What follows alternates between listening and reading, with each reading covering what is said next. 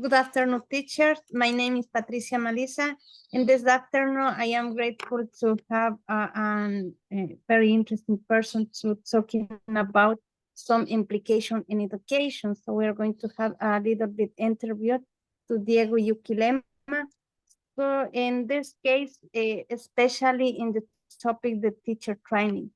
Yeah, why is it important that teacher must master our mother tongue to teach more than one languages?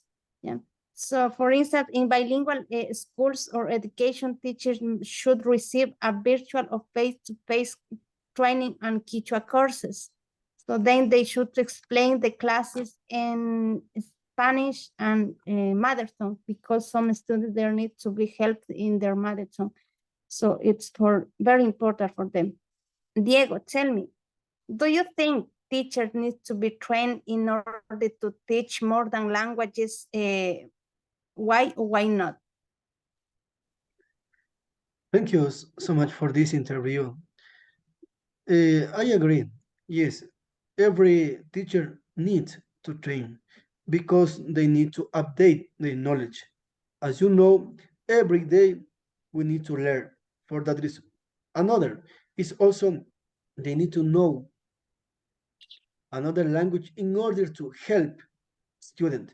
For example, if one teacher goes to work in indigenous community, he need to explain in Quechua in order to help the student because most of the students are not going to understand very well Spanish for that reason.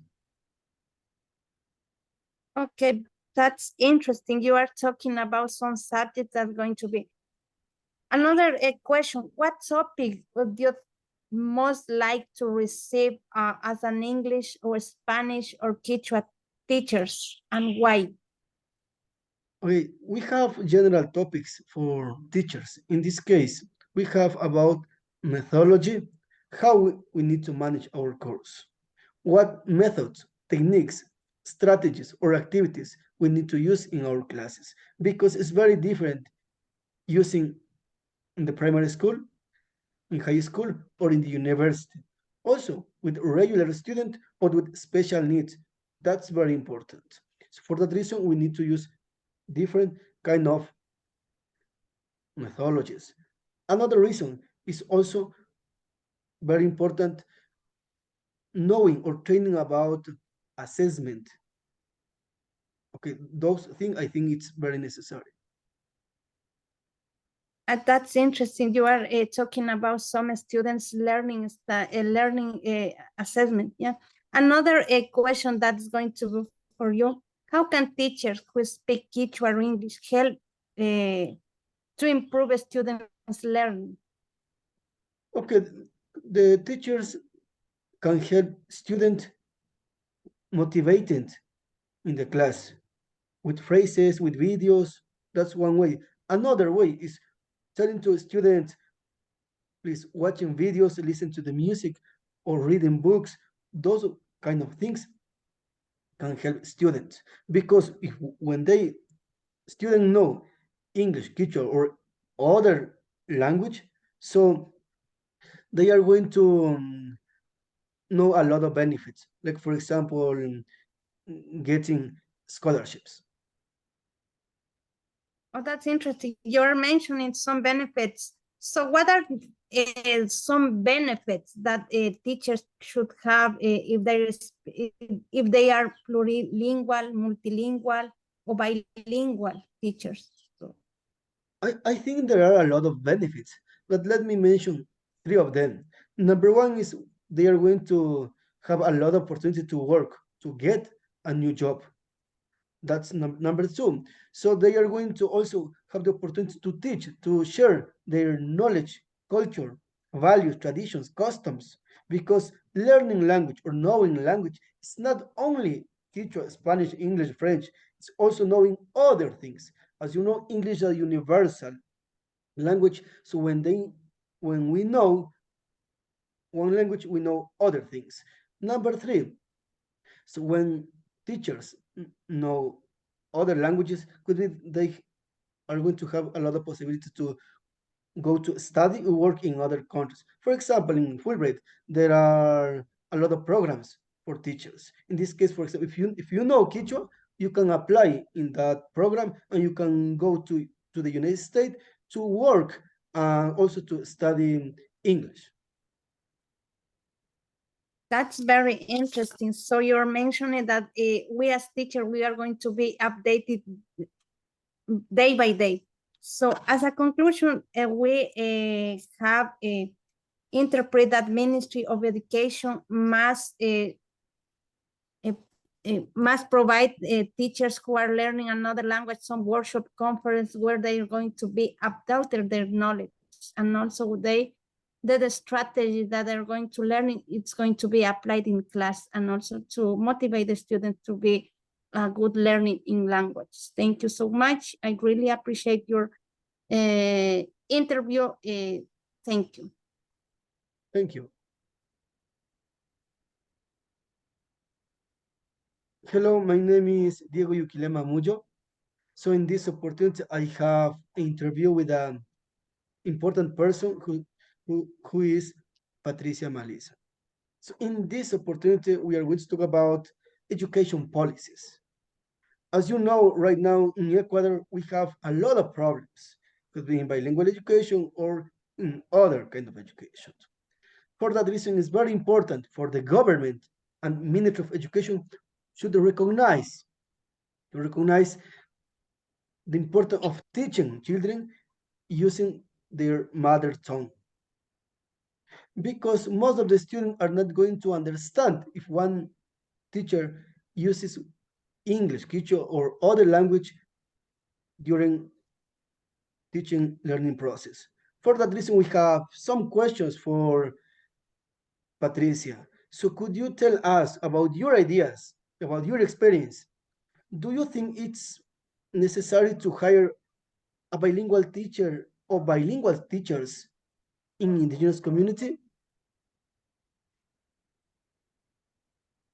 Oh, yes, from my point of view, and also in the point of view of the Ministry of Education, bilingual institute must have teachers who master their mother tongue. So if we are talking about bilingual education, they are going to be taught different, I don't know, values, customs, in our mother tongue, and also to share ideas on our languages. And also we are going to share, compare and share custom and cultures with other students. A teacher that they're going to manage must share this idea with the students to promote to have. Okay, as you know, so the teacher is going to, teacher is going to share language, culture, values. Could be, yes, could be, for example, in different subjects, they can share, not only English, could be in science, physical education. The student can learn a lot of things. So talking about subject, what do you think? How many subjects should student receive in Quechua? What do you think and why? Explain why. It depends on the level of the student for me. So I was searching some information on the internet, says that the students who are at the beginning level, so they need to master 70%, 75% in their mother tongue, and also 25% that is going to be another languages, local languages that are going to be Spanish. And also the subjects, it's going to be half and a half for me, because they mastering and also their mother tongue, and also they are learning Spanish, and 20% that's going to be English. So they are going to develop two languages in the schools, so they're going to be more benefit for them. Okay, thank you so much. Talking about those words is talking about curriculum. So for that reason, I have another questions. So do you know what are the curricular differences between intercultural bilingual education and intercultural education? I think it's going to be a little bit different between of these two curriculum. So it's talking about intercultural bilingual. So we are going to teaching our students by partial, and also we are incorporate in this case Spanish and English that are not mentioned in like this or mother tongue. So it's going to be and also in the intercultural bilingual, they promote that that there is not enough time to provide English in as a subject. While in the intercultural bilingual education, it's going to be incorporate 3 languages. So that means is a mother tongue, in this case Quechua, Spanish, and English. So they is going to be divided in different times. So I heard that Quechua is going to take more time, and also in the curriculum.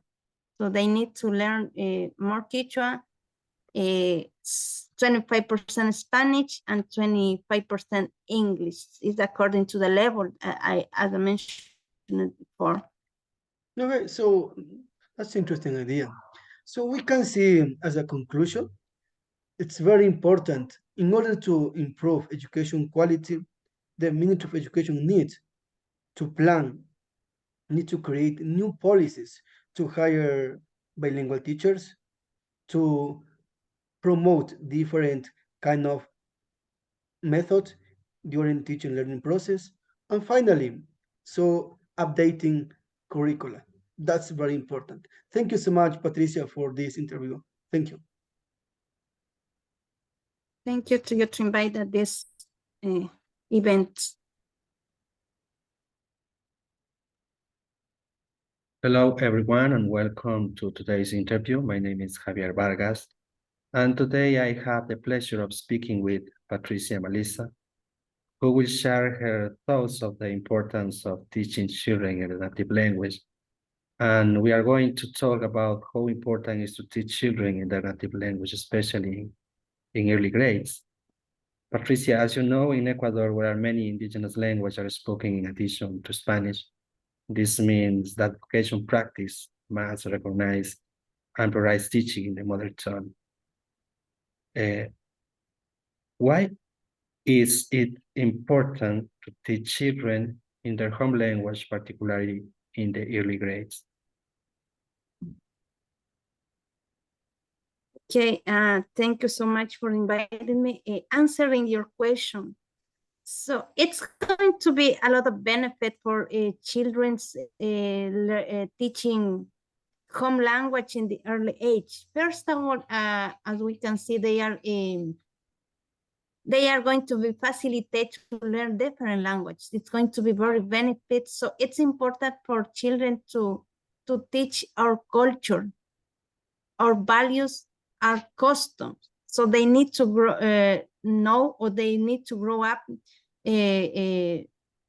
different cultures, different languages, and also when they are growing up, have some benefits as while they are growing up. For example, they can interact in different areas, and also they can be very benefit to make friends. And also it's going to be very creativity, so mental creativity and very imaginative for them. So that's going to be very benefit for them. Okay, Patricia, I consider it's important to consider children are taught in a language they are already familiar with. It enhances their cognitive development and enables them to grasp new information more effectively. I have another question for you, please. How does teaching in the mother tongue benefit indigenous communities in it? As I mentioned before, they have a lot of opportunity when they go to the social environment. So if they are going to finish their schools or finish their career, they are going to have a lot of possibility to travel abroad. And also, as I mentioned before, they have a lot of opportunity. There are a lot of organizations. They need that people who speak another language. They need to be developed in another countries. So like a teacher assistant. So they are going to be new friends. They are going to start new business. They are going to start new social interaction with them, and also they are going to be very good for them to get a good job and travel, and also. As you told you, social interaction allow indigenous children to maintain a strong connection to their heritage and identity. And the last question, please, Patricia. How can bilingual education contribute to a more inclusive and equality education system in Ecuador? Okay. Not just bilingual education, it's going to be education in general that they're going to be contribute, because nowadays education is for all people. They are not discriminated. They are not going to be exclusive. So even though what happened with the children, so if they are not, if they have a special need and also different kind of disabilities, they are going to be educated.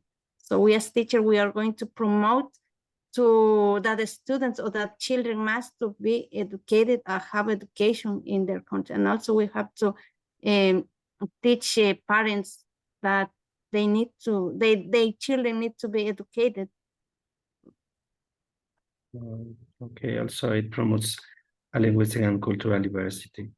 As a conclusion of this interview, talking about bilingual education, we can say that helps break down barriers and provide equal opportunities for indigenous children to receive a quality education in the mother tongue. Thank you very much, Patricia and Diego, for this interesting interview.